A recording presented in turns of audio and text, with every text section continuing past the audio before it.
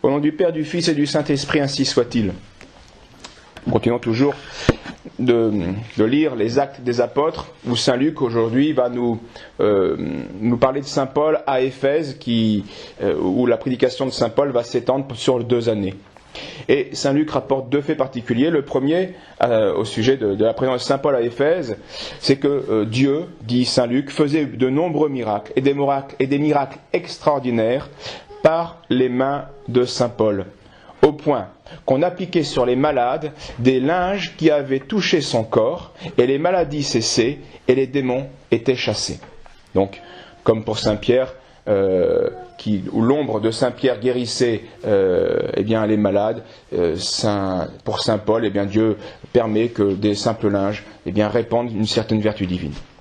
Alors devant la renommée de Saint Paul, 7 fils d'un rabbin, d'un grand prêtre juif, vont pratiquer des exorcismes de la manière suivante.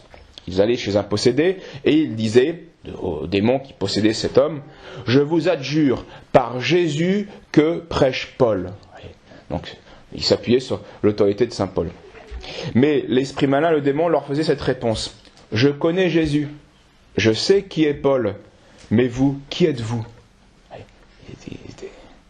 Et le possédé ensuite se jetait sur eux, les maltraitait si fort, nous dit Saint Luc, qu'ils durent s'enfuir quasi nus et même blessés.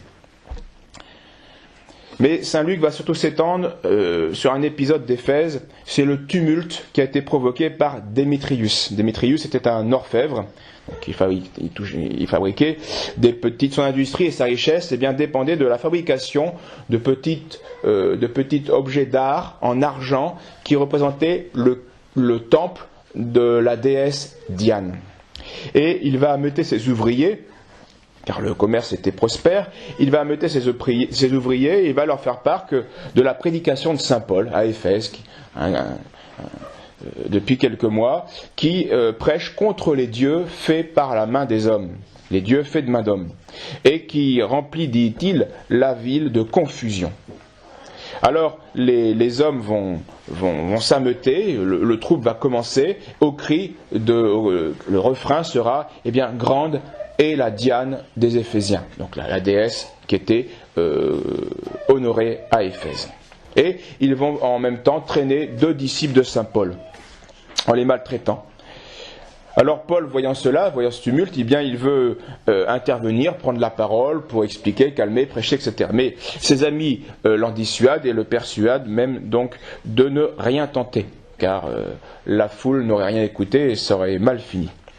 Et cette foule va se rassembler devant le théâtre de la ville et va crier pendant 2 heures, dit Saint Luc. Pendant 2 heures, la foule va crier « Grande est la Diane des Éphésiens ». Grande est la Diane des Éphésiens. Grande est la Diane des Éphésiens, etc.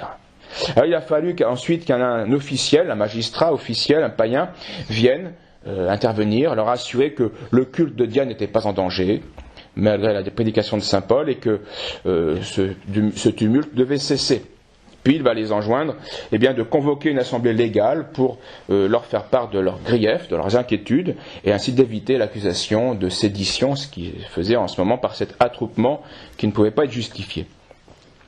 Cet épisode de cette foule en délire, de cette foule aveuglée, est un bel exemple de ce que peut être la révolte de la chair contre l'esprit dans l'homme. Et cette image, je le rapprocherai d'une remarque que j'avais lue par un prêtre dans un livre qui date de la première moitié du XXe siècle. Pour vous resituer cette remarque, vous verrez que là encore, rien de nouveau sous le soleil.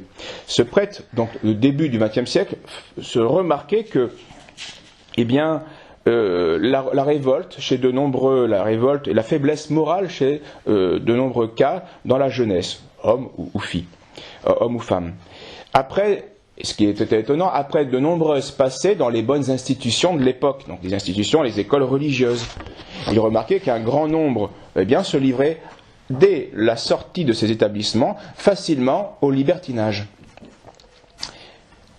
Ainsi, il constatait qu'ils avaient certes subi le joug chrétien, mais ils ne l'avaient pas porté comme le demande notre Seigneur avec docilité, ils l'avaient porté par nécessité. Mais intérieurement, eh bien, leur âme était restée plus mondaine que chrétienne, puisque les fruits étaient là. Donc ces jeunes gens, eh bien, avaient certes été élevés dans un cadre chrétien, mais en fait, n'avaient pas assimilé l'éducation chrétienne. Et donc ce défaut ne date pas d'aujourd'hui, car malheureusement, ce constat du début du XXe siècle, nous le constatons aussi en ce début du XXIe siècle. Bref, le dressage n'a pas suffi. Il faut une part de dressage. Il y a une part animale chez l'homme, mais dans l'éducation, elle ne peut pas être qu'un dressage.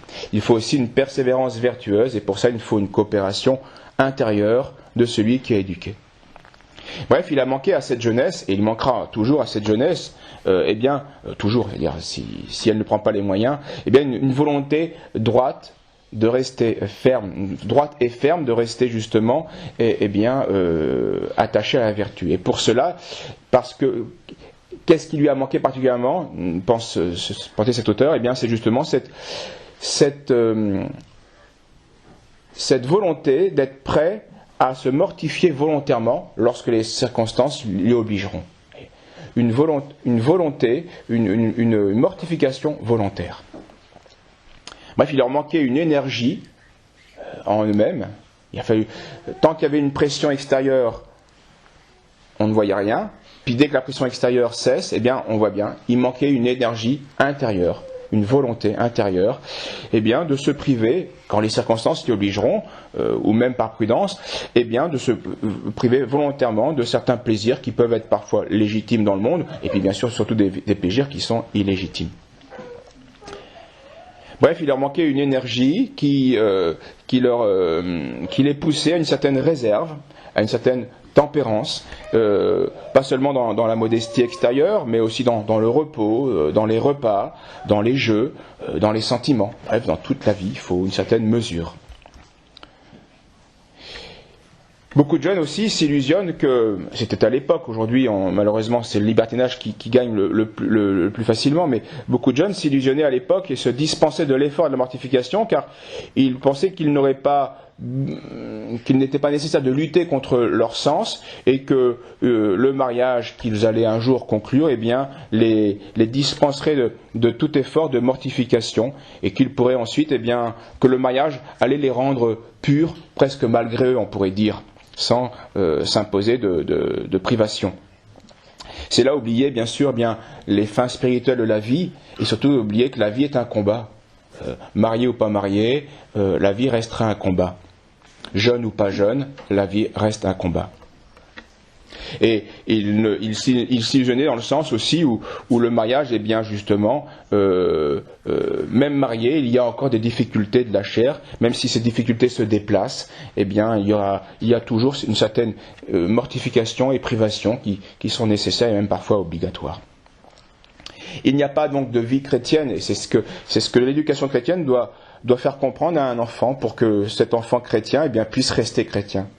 La vie chrétienne, il n'y a pas de vie chrétienne sans vertu, il n'y a pas de vertu sans courage, sans effort, sans énergie, sans parfois privation et c'est parfois aussi héroïsme.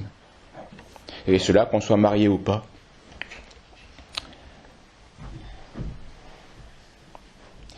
Donc si la révolte de la chair qu'on se finit souvent dans l'impureté, elle n'a pas pourtant son origine dans la chair. Les révoltes de la chair, en fait, ont leur origine, on peut dire, la clé du problème n'est pas dans la chair, elle est dans l'esprit. Dans l'esprit qui doit commander à la chair. Dans l'esprit qui ne doit pas se laisser envahir par le tumulte de la chair.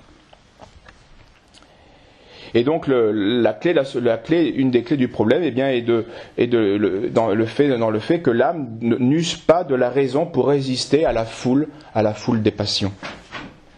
Il faut donc, pour régler ces problèmes, d'abord s'attaquer à la négligence de l'esprit. L'esprit doit être vivifié, doit être illuminé, doit être convaincu. Et ensuite, on s'attaquera à la mollesse de la volonté, par des efforts, par une vie saine, et aussi des efforts par une mortification, en fuyant certains conforts. Et là, il y a un danger encore plus inquiétant qu'au début du XXe siècle, un danger qui est dû au confort, que nous le voulions ou non, de la société, par le progrès matériel, par une vie assez facile qui nous dorlote et qui va flatter nos caprices, inévitablement. Alors quand, lorsque notre âme sera témoin de cette révolte, lorsque pendant 2 heures il y aura une voix intérieure de la chair qui nous dit « Grande est la Diane des Éphésiens », alors vous pouvez changer la phrase, mais ce sera la chair va réclamer quelque chose et de manière incessante, et ça peut parfois durer assez longtemps. C'est le signe là qu'il faut faire quelque chose, et c'est le signe qu'il faut réprimer la foule, il faut réprimer le tumulte, il faut donc châtier la chair. C'est à ce signe-là qu'on reconnaît que cette mortification est nécessaire. Et pour que cette mortification des sens se pratique bien, il faut qu'elle ait été conçue, voulue dans une éducation de la charité. Puisque la clé, je vous l'ai dit, est d'abord dans l'esprit qui doit être illuminé. Il faut qu'il y ait une voix de la raison qui reprenne la domination sur cette foule. Pour cela, il faut que l'âme désire vraiment acquérir l'infinité de Dieu. C'est seulement là que l'âme trouvera la force de se mortifier, parce qu'elle aura soif de Dieu et de son infini. Seul celui qui aime avec avidité Dieu et donc les biens spirituels, comprendra et acceptera de lâcher certains biens inférieurs et des biens matériels ou charnels. Alors prions pour que la voix de notre raison intérieure, éclairée par la foi, sache se faire entendre de cette foule de nos passions et pour leur faire taire dans leurs désirs idolâtres. Car grande est la Diane des Éphésiens était une réaction idolâtre païenne, mais il y a de multiples objets que l'homme va idolâtrer. Et parfois c'est la chair, parfois c'est tel plaisir, parfois c'est tel caprice. Alors, il faut que la voix de la raison fasse taire ces désirs idolâtres pour concentrer et garder nos énergies pour notre finalité, ce pourquoi nous sommes faits, c'est-à-dire pour le service de Dieu. Au nom du Père, du Fils et du Saint-Esprit, ainsi soit-il.